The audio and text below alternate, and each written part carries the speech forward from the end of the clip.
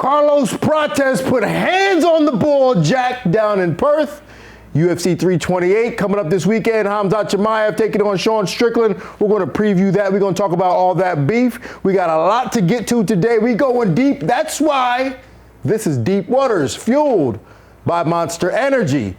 We are live every Monday. So if you think that this is a one-off, you're wrong. We are live every Monday at noon Eastern. Make sure you guys tune in. The chat is open. If you want to chime in, you got something to say, you want to talk about my fit, whatever it is, chime in. We're going to get to that. I'm Dean Thomas. We got the crew in the house.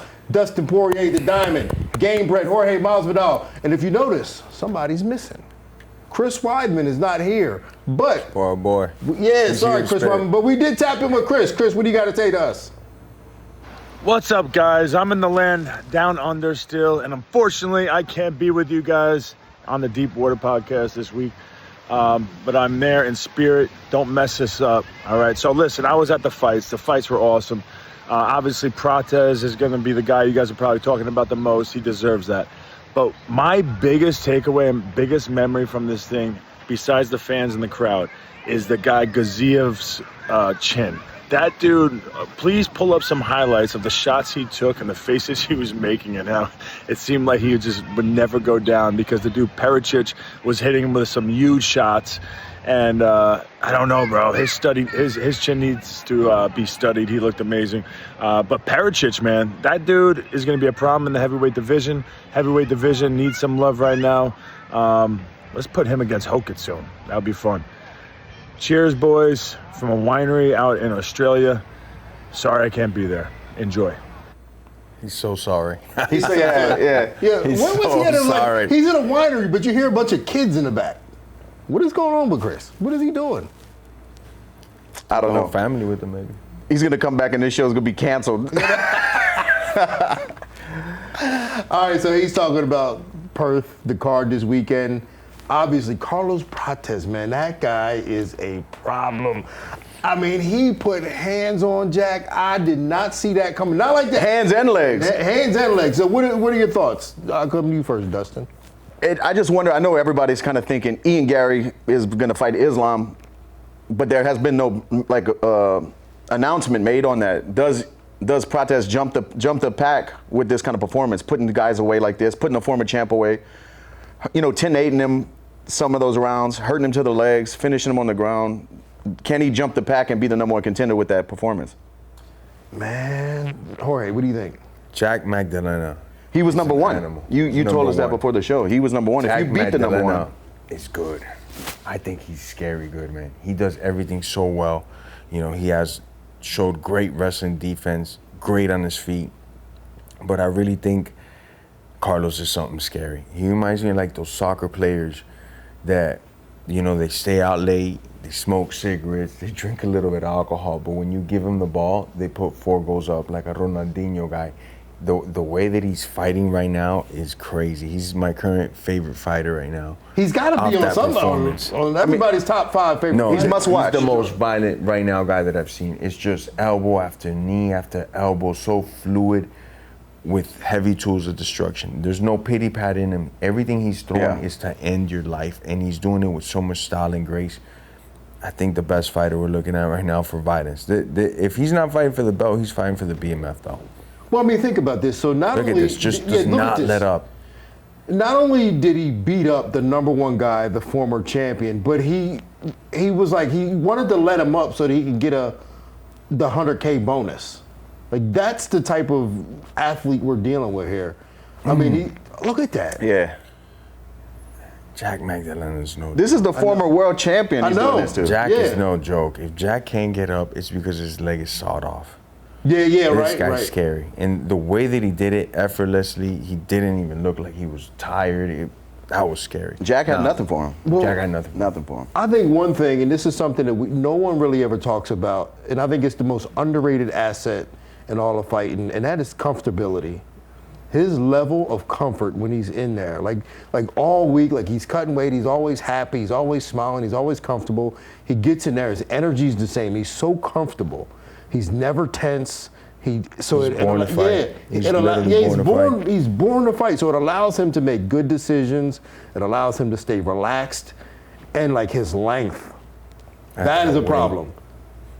And he used it well because Jack's dangerous in the pocket. He stayed outside, until he wanted to clinch or throw elbows. All of that. Yeah, because Jack does his best work inside, dirty boxing, short combinations, but Carlos stayed long, hurt him with knees, hurt him with kicks, fought smart. He's putting it all together, and he's outside the cage. He's fun. He gets you wanting to watch his fights. He's drinking, he's partying, he's being himself, and he brings that into the ring. He fights free, like Dean was saying.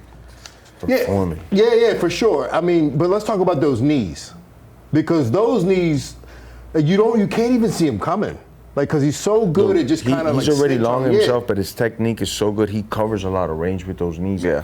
It wasn't even that he was countering JDM. Said he just shut it down. Once you're doing those knees, JDM can't go to the body no more. JDM can't throw, a lot of that clinch stuff that he does, because every time he's reaching forward, he's eating a knee.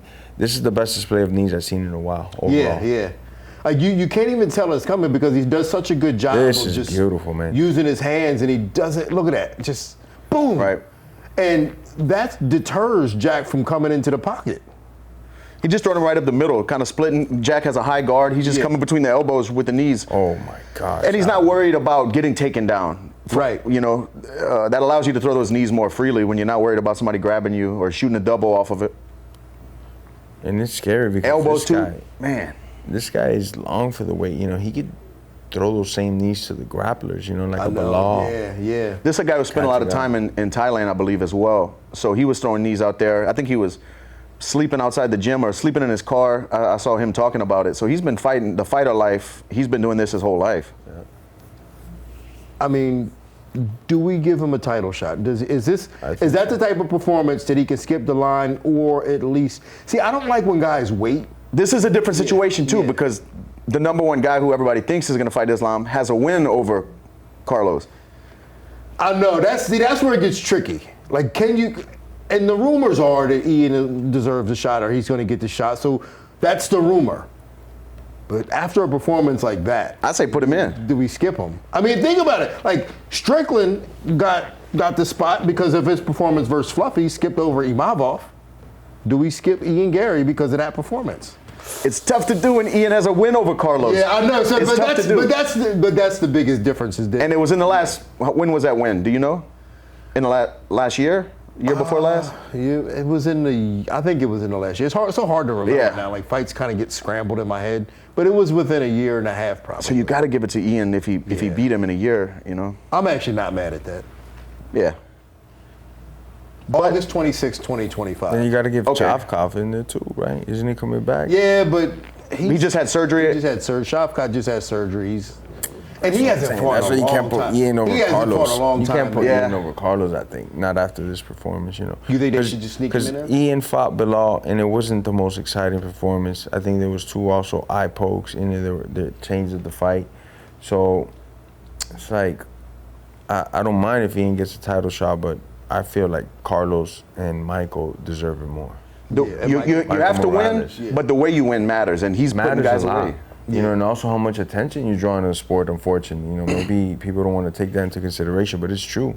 Who's fucking got people talking? And Carlos got everybody talking for a while. He's drinking whiskey and smoking cigarettes between fights. But then he's taking care of business. Yeah. He's putting out the most brutality right now. He's doing Mortal Kombat shit right now. I mean, think about that his last 3 fights that run. Jeff Neal. Elbow. Out. Elbow. Jeff Neal's a beast.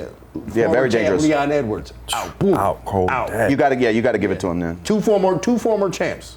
Put him out. Knocked him out. Back to back. Back to I back. think that was the first time Leon got knocked out. Yeah. First time I knocked him out. Like, think of what Ian Gary's thinking right now. Ian Gary's at home punching the air. But it's a fight. Unless he has a contract signed. Unless we don't know. It's a fight. Tell me what. There hasn't been an official. What's your standout Gary moment fight? That's the problem is he don't have any standout. Which one is it? I mean. Exactly. If he doesn't know, this guy's a computer with the MMA. If he doesn't know, and no offense to Gary, because he's a great fighter. He's a good fighter, but I think he's in also the most talented weight division. Yeah. That has a lot of killers. That's why. What was that stat we were talking about earlier? Okay, so the stat is when a champion loses their belt, it's been since 2017 since one of them. I think Robbie Lawler was the last fighter Last champion to lose his belt and then win his next fight. Since then, every welterweight champion lost their next fight. It's a curse. Yeah, it's a curse. It's a curse, but it's also shows how hyper competitive that weight class is. There's a lot of good guys. Yeah. Even right now, look at the gauntlet of guys. You got, if Shavkov is back healthy, Carlos Prates, Michael Morales, Ian Gary, those guys are all fucking ready to go, you know? And then at the top, you got Makhachev.